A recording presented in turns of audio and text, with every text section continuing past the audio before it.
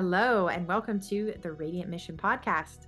My name is Rebecca Toomey, and I'm here with my amazing co host and sister, Rachel Smith. Hey, everyone. We're on a mission to encourage and inspire you as you're navigating through your life and with your relationship with Yahweh. Over the past few months, we've been in a series called God's Design for Birth. We have been talking all about how the Lord made our bodies to create and birth life and the importance of trust in that process. And we were so blessed to hear the stories of many wonderful faith-led women, including my sister here, from, women who went through a hospital birth to then a home birth, unassisted births, VBAC 2Cs at a birthing center to recovering after birth and healing from birth trauma. We really dove deep during this series. And I really hope that if you listened through, got a little nugget here or there that you could take with you or some encouragement.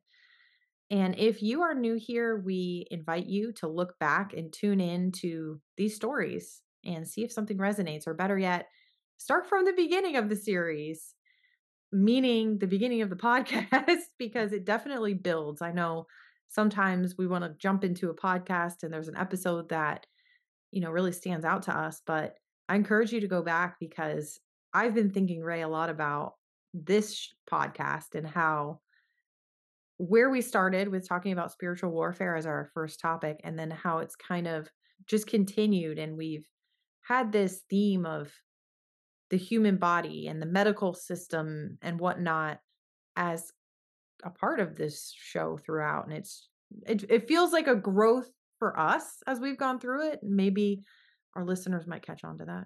I don't know. Yeah, definitely. I was actually just talking with someone on Instagram messages the other day and sharing like our first birth stories, which are like episode like 8, 9, 10, and 11, I think.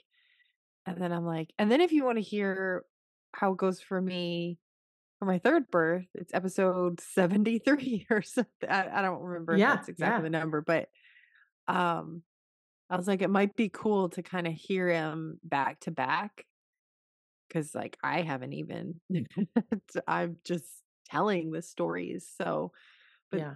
we recorded those, what, over a year ago?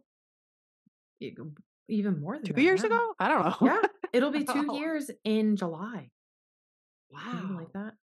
And we're in March or something Yeah. of 2024. So it's crazy how far we've come, and just it's cool to see how things have evolved. And I was talking with someone recently too about this topic that we're going to talk about today, which is God's design for women's health and birth control and fertility and hormones, all that stuff. And kind of sharing my experience with birth control. And I was thinking about it and how long ago it was. It's a decade now, a little less than a decade, when I was starting to kind of awaken to what was going on. But to be where I am now, I could have never had the viewpoint or perception that I have today if I hadn't gone through those things. But even still, I feel that I've woken up more since then. Hmm. I could have talked about the dangers of birth control when I was going through what I was going through, but I can really talk about it now, reflecting back, because there's some things like lingering side effects, right? Or like things that impact you longer term that you're not going to know until a little bit later.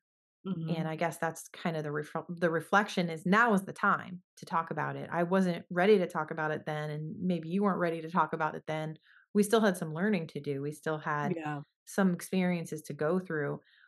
For me, it's been birth and going through becoming a mother that has allowed me to see birth control in a different light.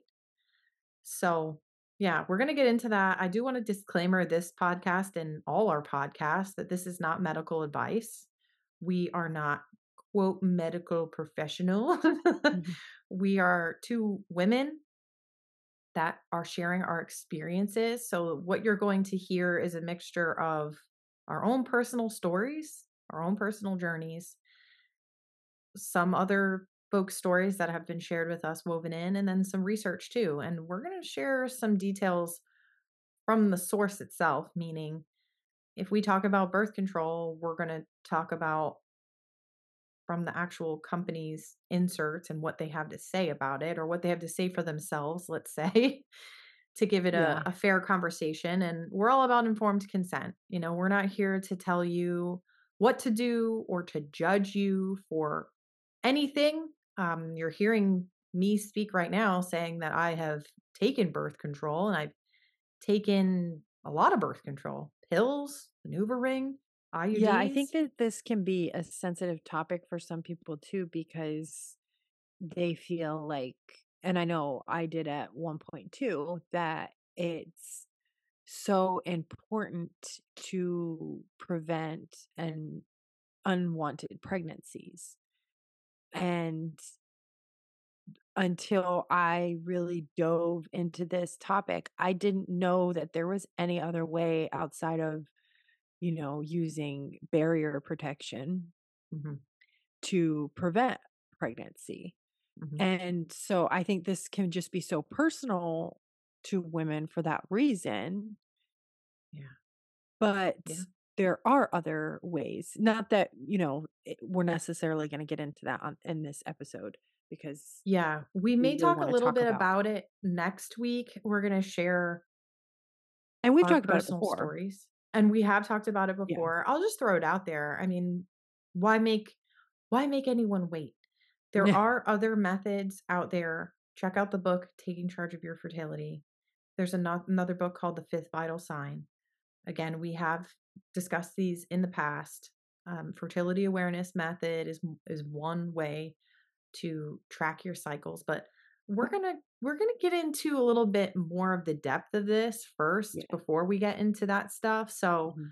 I say let's go ahead and jump into it because we're going to Yeah. transition to a new series today, guys. It is not a far jump from birth because this topic is for the very same person involved in birth. It is women, God's design for Yeah. women's health. And, we're going to we want to dive today into Yahweh's design of the female body and our hormones and really talk about how we can nourish and protect the femininity that we have been given because we are not the same as men. We have some things that are unique about us, and it's important that we recognize and care for those aspects of our body and not outsource it to other people without understanding what it is that we're outsourcing. So, we're not going to be able to get into everything because how could we, right? It's like such a huge topic. We could, Mhm. that's why it's a series.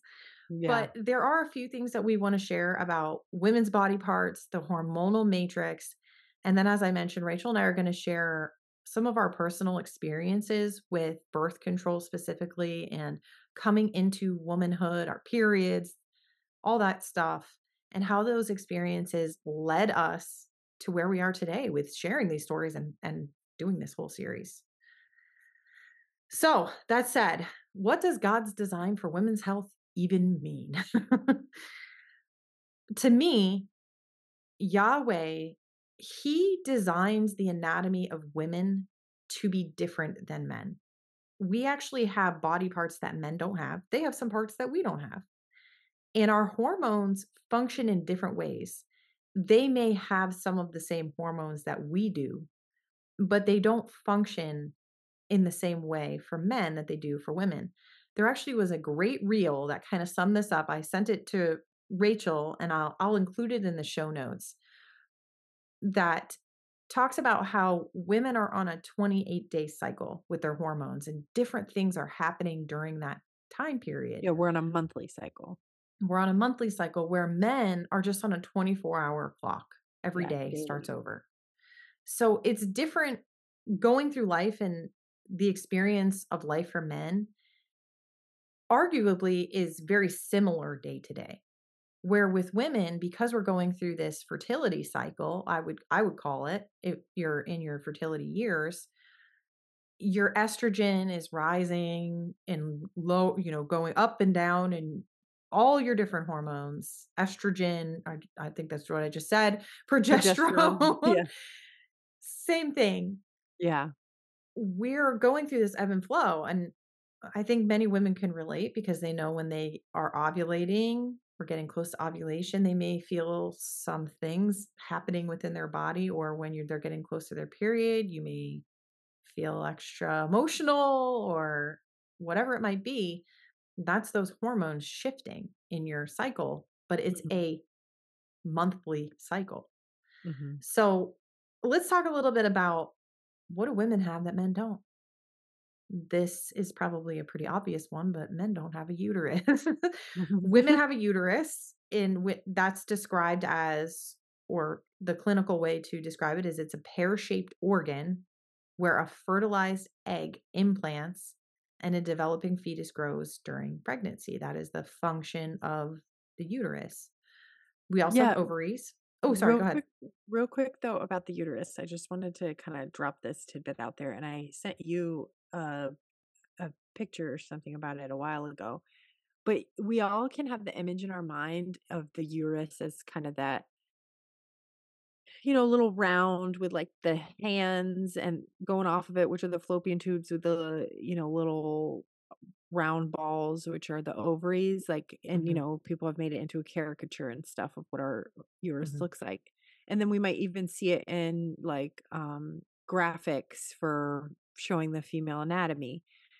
I saw this picture of what the uterus actually looks like in our body though, and it's nothing like those graphics. And I thought that was Not so as cute. Didn't have fascinating. eyes. No, no, it didn't, and it wasn't smiling. It's actually the uterus and the ovaries and the fallopian tubes are all like mashed together essentially, and there's like fascia all around it that it really is like um, crammed in there, like Mhm. and the reason that it was pertinent is that it's essentially pressing up against our intestines and stuff, like, all of the organs are really just Yes. smashed in there, and Yes. so it made a lot of sense of, like, sometimes if, you've had, like, intestinal, distress from something you ate, it can feel like cramps, like, almost like Mhm, in your uterus, or mhm. if you are PMSing or, starting your period and you're feeling cramps and then it feels like it's causing you intestinal distress. Anyway, I just kind of wanted to throw that in there because it's something I just saw recently. I never imagined it like that. I thought they was Yeah. all free floating in like some kind of liquid in our body. I don't know. Well, that is totally fascinating. I remember when I learned about the pelvic floor, and that the pelvic floor is a group of muscles, and our anus is connected to the pelvic floor, as is our vagina through to the cervix, through to the Mhm. uterus. That whole sect is attached, and also the anus, which is why sometimes you feel things in your butt, so to speak, Yeah. when you're having a baby, because it's all connected there. Yeah. But Yeah. that's not something that you really think much of until Mhm. you discover that you have pelvic floor issues. And then you're like, oh, Yeah. wow, I did not know all of these things were connected to each Yeah. other. That's interesting. Yeah. Yeah. Yeah. It really is. Anyways, The to keep uterus is, going, yeah, we that, have no, the yeah. And the uterus. uterus is also super tiny, and it's a Yes. muscle.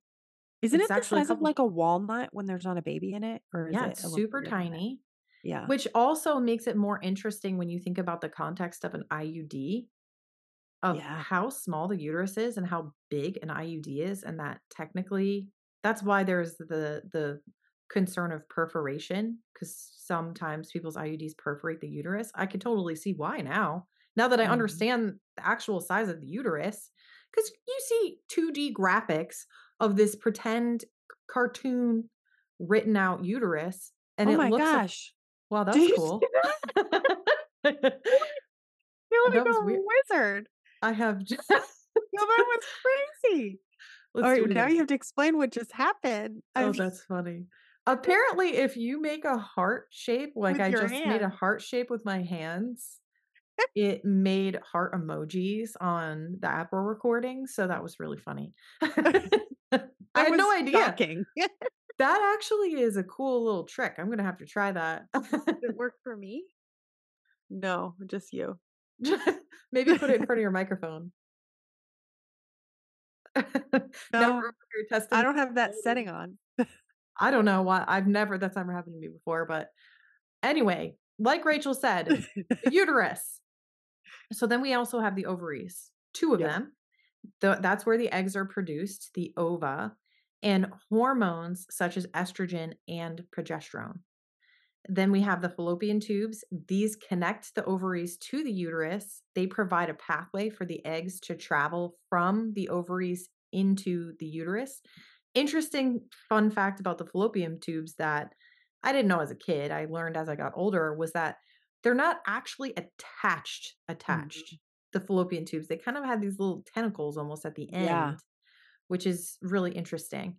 Yeah, Then so we it's have almost like the egg bursts out of the ovaries, and this is how, ectopic pregnancies can happen even outside of the uterus. Like, I mhm, saw some crazy videos recently about pregnancies happening in the abdominal no, abdominal. abdominal, thank you. Abominable. Anyways, the abdomen cavity. Mhm. And it's because of there is a gap. I mean, it's very, very, very rare, but there's a gap between the ovary and the fallopian tubes so the egg can kind of travel out. Yeah. I So mean, anyway, the goal is for it not to, but that does happen on a right. rare occasion. So let's Yes. not create any unnecessary fears in Oh, women. yeah. This It is was more of normal. like a incredibly rare, like, and actually the woman who Yes. had a pregnancy in her abdomen outside of the uterus, like it was like attached to her intestines or something. She went to like 32 weeks into Yeah, she like they had can. to have a C-section, obviously, Yeah. but delivered a healthy baby. Like Yeah. crazy. It is. It's amazing. It's Yeah. amazing. The baby still found a way to just do its thing, grow because it was inside of a sack. Mhm. So then we have the cervix. That is the lower part of the uterus that connects to the vagina. And obviously, this is a crucial part of childbirth. The cervix changes and it softens, it opens.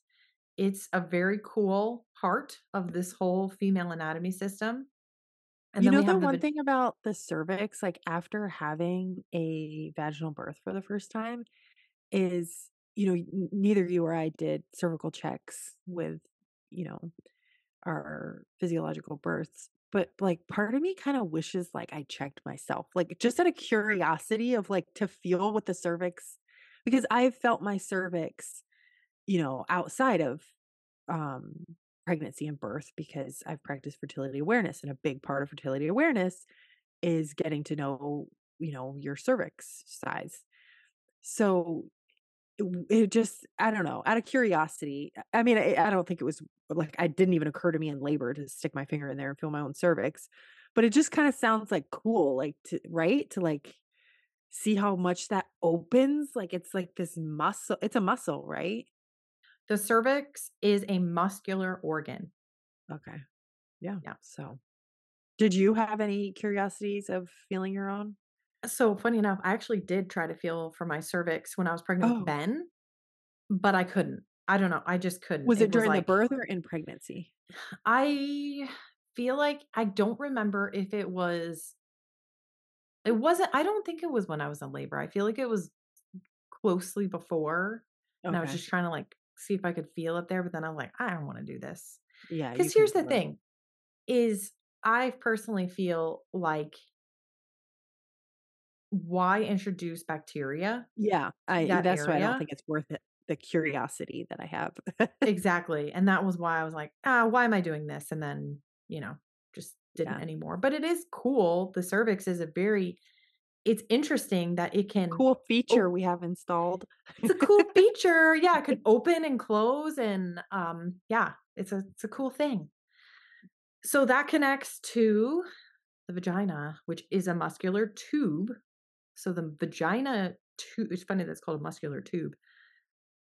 The vagina itself is also a muscle that's connected to a muscle that's connected to another muscle. Do we ever think about how our lady parts are muscles? They're a bunch of Yeah, muscles and that they're used during the birth process to literally work baby down and out. yeah. I mean, And they're muscles that have automatic systems, like, the uterus mhm, automatically contracts. We don't do that like we do, contracting a bicep or, whatever. And the same with the cervix, like, these are all mhm. automatic functions. Yep. It's really neat. Yeah. So those are a couple of body parts that women have that men don't have. I'm not gonna talk about what men have because this is about women's health. But you can Google it or ask ChatGPT. That's Um, yucky. it's I don't wanna yeah. talk about that. Just kidding, Maybe another I series. have 3 boys. I hear enough about boy parts. Yes, maybe that's its own series. We can talk about that, but No, really? We're gonna do an episode I'm saying we could if we had special requests to hear about the men's anatomy, I just throw us a am line. almost I certain doubt that anyone there's will not write a me. single man listening right now that we've gotten this far. I agree So with you. I and I don't agree. know if men would wanna listen to us talk about man parts. Yeah, men have given up on this podcast a long time ago. Now, I Mhm. actually had on my list breasts because that actually comes up as one of the things that distinguishes men and women's anatomy. Even though both men and women technically have breast tissue, women have more developed breasts, and especially during puberty, pregnancy, and due to hormones. So there is kind of a distinguished difference there that is noted. But I really wanted to talk more about what do we do with this? Because some people know some of these things, but it's like, all right, who cares? What's the big deal? These organs play a huge role in the health of our bodies. Yeah, And women that have PCOS or endometriosis or other related issues understand just how important right. this is. Like, whether you want to have a baby or you don't wanna have a baby, like, either way, Yeah, your entire reproductive system, your life depends on it. Like, it's part of your body. healthy ovulation and is so important even if you don't want to have, a baby. So, Yep, it doesn't exactly. it's not like it doesn't start and stop with our desire to procreate. It Mhm. is a part of our being, our life, and we can't be in optimal health if this system isn't working the way it's supposed to. Like you said, like Exactly. women with PCOS Mhm. or the reproductive health issues. Mhm. And there's other organs that obviously we need to take care of. Our kidneys, our liver, our gallbladder, our thyroid. And men have those too and Yeah, need to care for those too, but we have all these other organs that impact our lives because we're on this clock. Even when we're not in our fertility years, these organs still play a role in our hormones, even postmenopausal. So it's just important that we kind of come to this understanding of the way the Lord created our bodies and that He gave us these organs to, like you said, not even just for procreation, but for the full functionality of our bodies. yeah, So this isn't necessarily a pro fertility, let's learn how to be the most fertile so I can have a baby conversation. That's great if you learn something from this and are able to take it to improve your fertility. Awesome. But if that's not the stage of life that you're in, just understand that these body parts matter and they do play a role in your overall health, especially your mental health, because mhm. hormones are a huge part of this. So, to kind of transition into that talk about hormones, I want to talk a little bit about the endocrine system because who talks about that? Nobody. The endocrine system is a complex network of glands and organs that produce and release hormones. We always hear this word hormones, like I was like at the beginning of this, oh, estrogen and progesterone. Like we hear those words said, but what does that mean? They are part, or the hormones being released are part of the endocrine system. And when these glands and organs that produce and release hormones, they're chemical messengers that regulate numerous physiological processes in the body. So these processes include growth, development, metabolism, immune function, mood, and reproduction. And the endocrine system actually works in collaboration with the nervous system to maintain homeostasis so that the body's internal environment remains stable and despite any external changes. Something that was interesting to me when I was studying into the endocrine system was how a balanced hormones plays into immune system. And I was thinking about this in my own terms because I feel like I've been kind of gone through some periods of sickness over the last couple of months where my immune system, I felt like it was garbage. And I've been focusing on gut health. And I can focus on gut health all day long.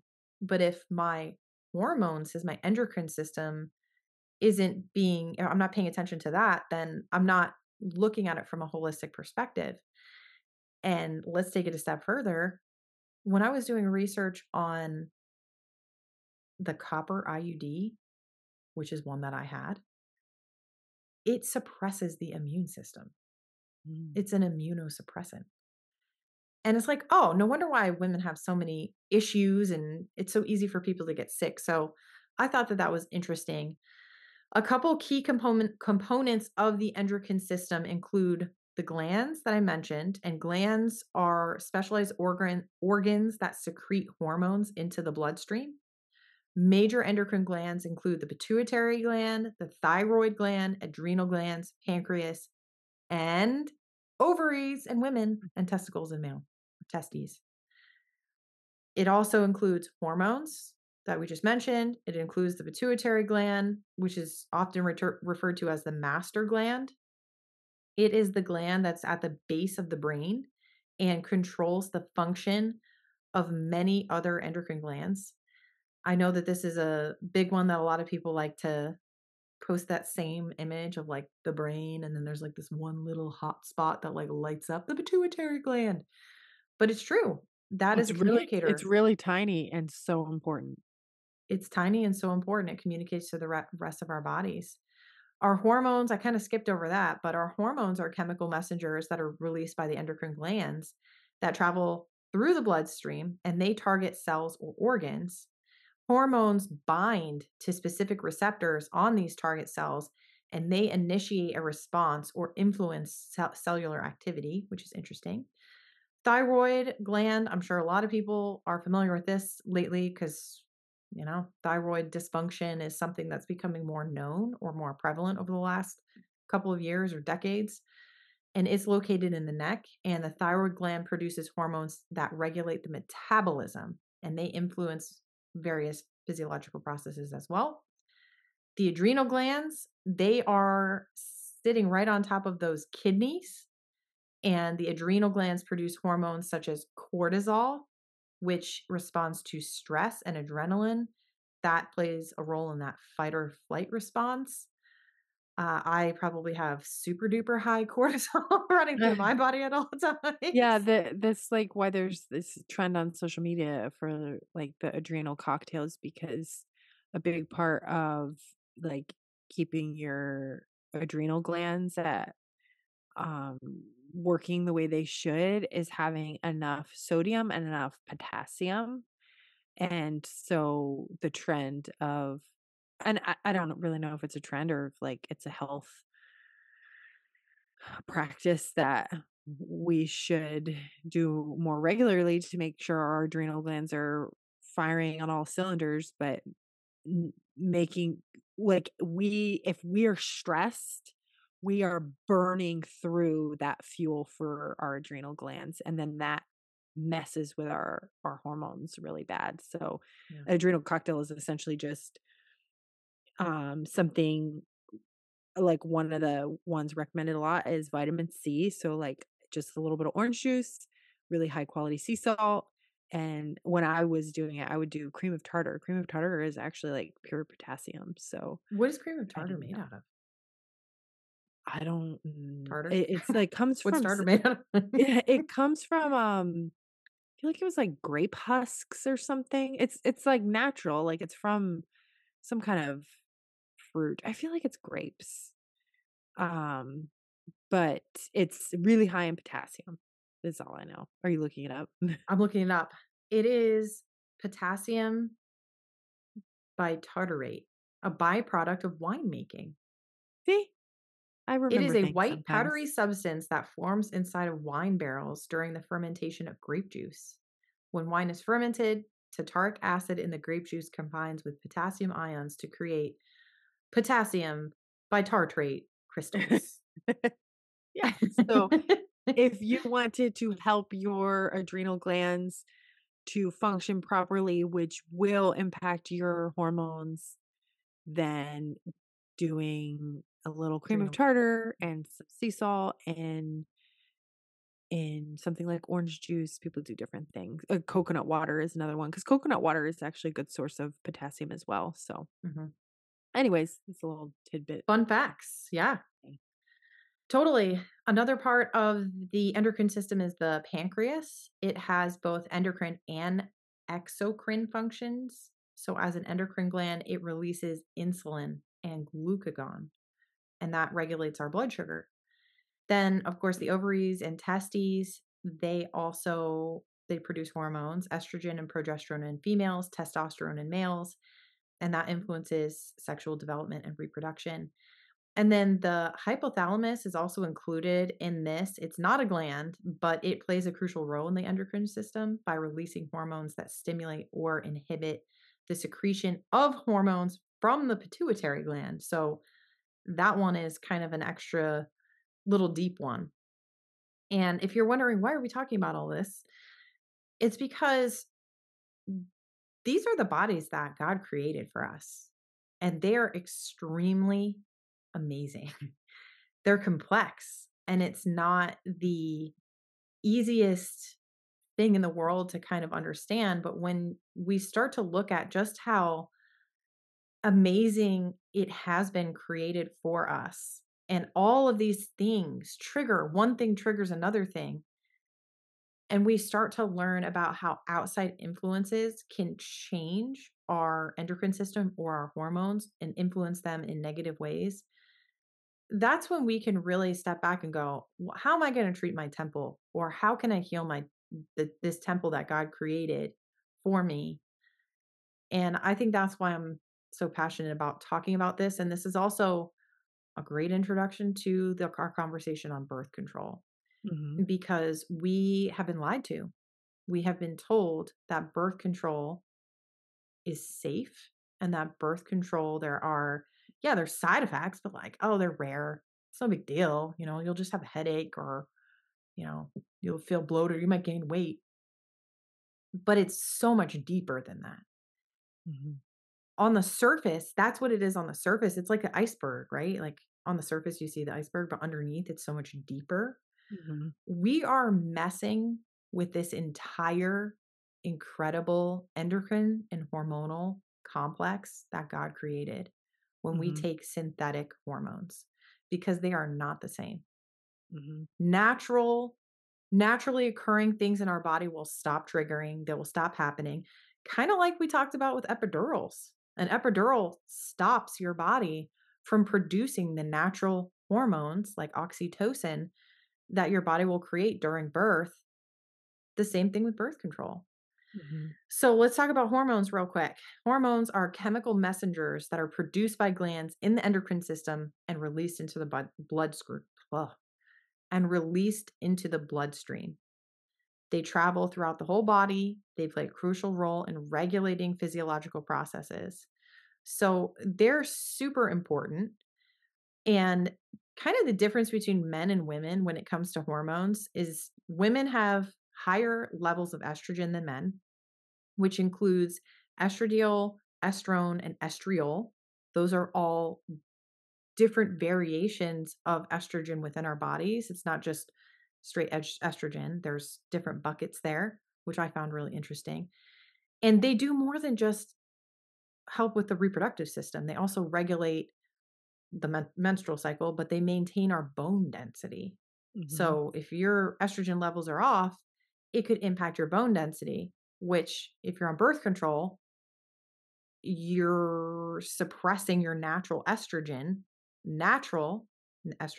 Yeah, real quick, and we're gonna get into what birth control actually does more in a minute, I'm sure, but there's kind of a misconception that birth control tricks your body into thinking you're pregnant, but Mhm, it actually doesn't because the bleeding that you have when you're on the pill, if you even do, because some don't, um, it's not a period. It's a breakthrough bleed from a lack of hormones when you take the mhm, week off, if you mhm, do. mhm. But what That's why if you don't take a break, you don't bleed. right, exactly. The hormonal message that birth control is sending to your body is not akin to pregnancy. It's actually more akin to menopause. And one of the biggest parts of menopause is that our estrogen tanks. Like a postmenopausal woman has much lower estrogen than a cycling woman or Mhm, a woman who mhm, is fertile. And so that's one of the reasons why women in later life are at higher risk for issues like osteoporosis, mm, because, like you said, and arthritis. estrogen plays a big role in our bone density. So once you lose estrogen, then you're at a higher risk for having issues like osteoporosis. So imagine if you are on a hormone treatment like birth control for years and years and years and years before you're even in that later stage of life, that can have a long-term impact on things like bone density Mhm, at a younger age and beyond. mhm, So that's why, like, you're kinda giving this little science lesson here yeah, to, just drive the point home that this isn't just about, our it is our reproductive organs, but it's not just about it's more reproduction. than that. It's about Yeah, it our whole all health. of the Yeah. systems. Estrogen dips in early pregnancy and progesterone rises, correct? They actually both rise in pregnancy, but it is more important for progesterone to really progesterone is what really takes off, Mhm. but estrogen is also high in pregnancy. I was sitting here wondering if I could build a theory because, but I don't think I can. I think you're right that it does rise. Yeah. I was wondering if the reason that I get achy when I am first pregnant Oh, is because of the change in estrogen and oh, maybe it's that would be really interesting. isn't that it could be the change in progesterone that causes that feeling. I get that Yeah. really weird feeling where I feel like all my bones are just aching when I am very, very newly pregnant, like just the first couple of weeks. So, but something's Yeah. that's just a small example though of how something so minor with our hormones, like things are happening, you know, Yeah. Yeah. just a small change like that. And this, I guess pregnancy is not a small change, but all right, back to hormones. Progesterone is one of the other hormones that women have that it helps prepare the uterus for a fertilized eggs implantation, and that Mhm. supports early pregnancy. Prolactin, both men and women do have prolactin, but women typically have higher levels of it, and especially during pregnancy and breastfeeding. Prolactin stimulates breast milk production in the mammary glands. Then we have oxytocin, referred to as the love hormone or bonding hormone, and it's more prevalent in women than it is in men, but it plays a very strong role in social bonding, in childbirth, and breastfeeding. Then women also have follicle stimulating hormones that are called FSH and luteinizing hormone called LH. And they're both essential to the regulation of our menstrual cycles and the production of eggs in the ovaries. And then we also have human chorionic gonadotropin. I've never actually said it out So loud the because it's called HCG. HCG. And it's produced only during pregnancy, but it's crucial for maintaining the corpus luteum, which in turn produces progesterone early in pregnancy. So, again, men have some of these, but it's different for women. And as you are probably hearing, there are a lot of different things that are going on.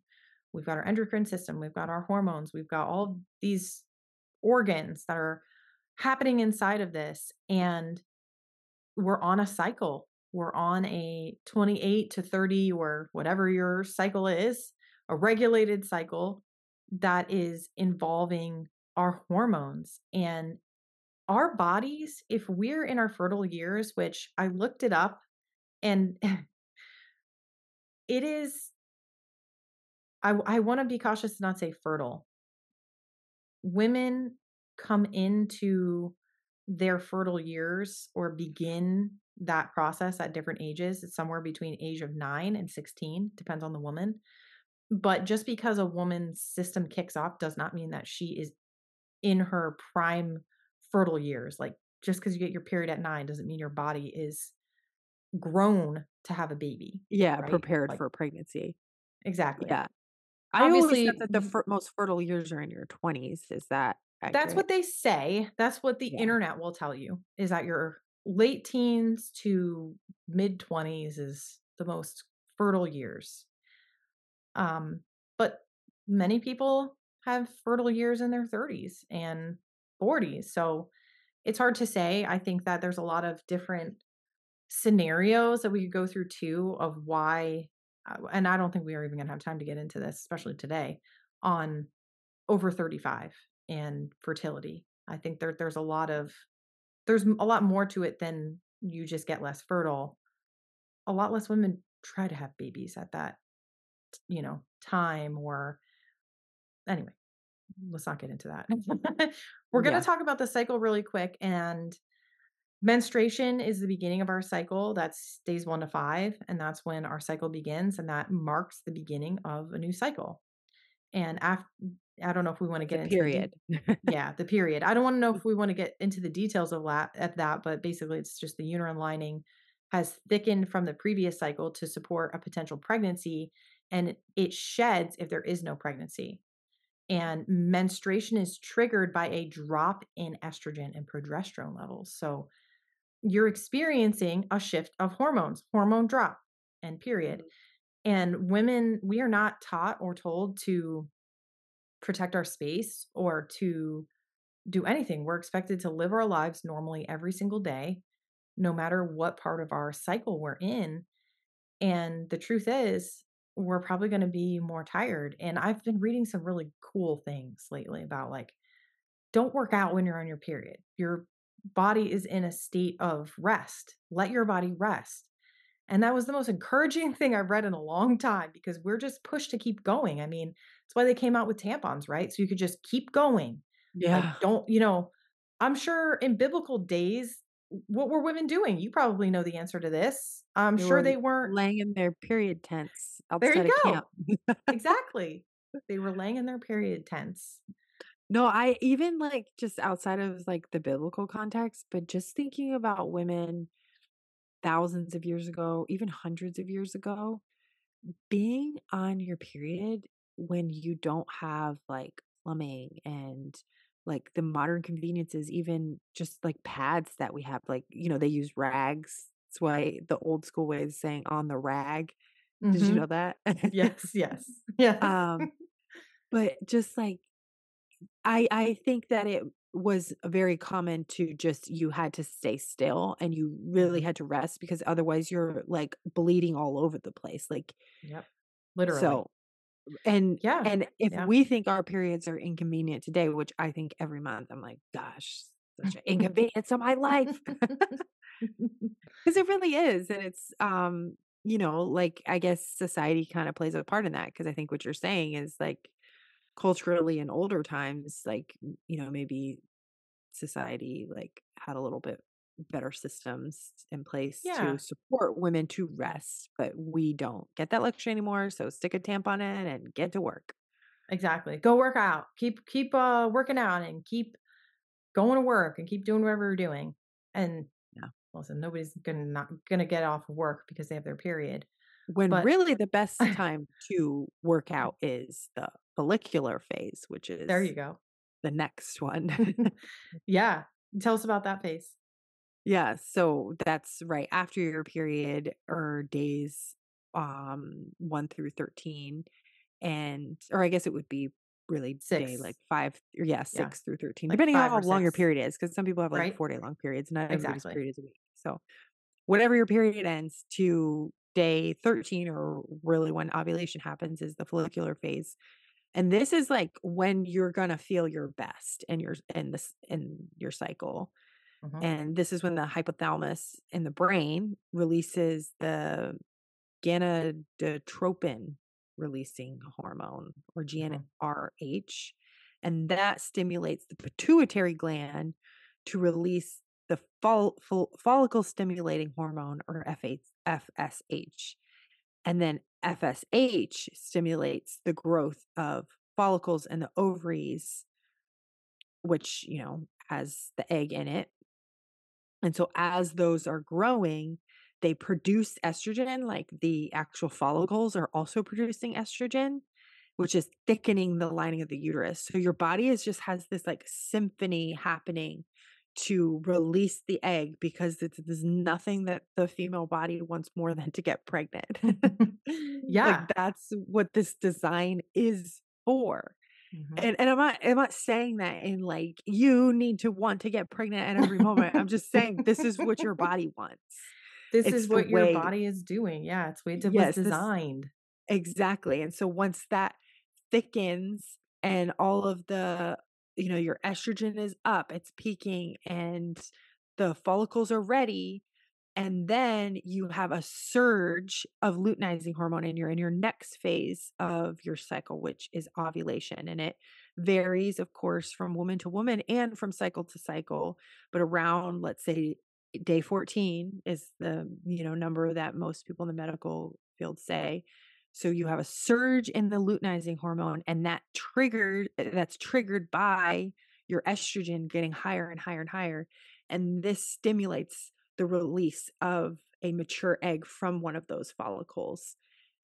And that's ovulation. And Mhm, then you go on to you start decreasing down in your cycle. It's like a wave, like, and the peak is your egg releasing, and then you go down, and next is the luteal phase. mhm. So just to go back to like how you're feeling is, you know, really you should be in like that rest and regenerate stage of menstruation. Follicular phase is like active and, like feeling your femininity as a woman, like, and not just like in, a sexual way, but just Well, like by ovulation, you're like a wild animal. that.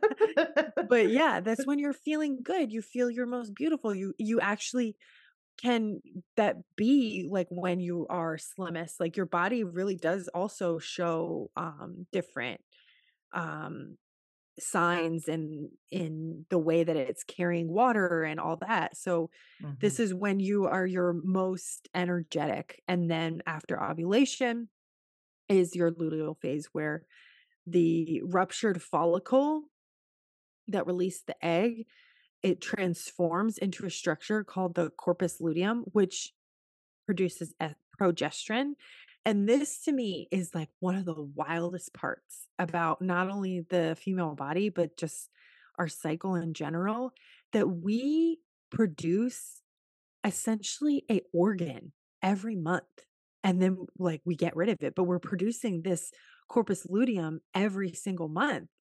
And then it produces the progesterone, which is further preparing the uterus lining for potential implantation of that fertilized or that egg being fertilized, like, because that's what your body is hoping for. And mhm, if fertilization doesn't occur, then the corpus luteum breaks down, and that causes a decrease in the estrogen and the progesterone level. So you're coming down, and then the lack of estrogen triggers menstruation again. mhm. Totally. I like how you described it as it's like a roller coaster, like it's like a wave. Yeah. It goes up and down. And if you Feels think like that about too. what's that?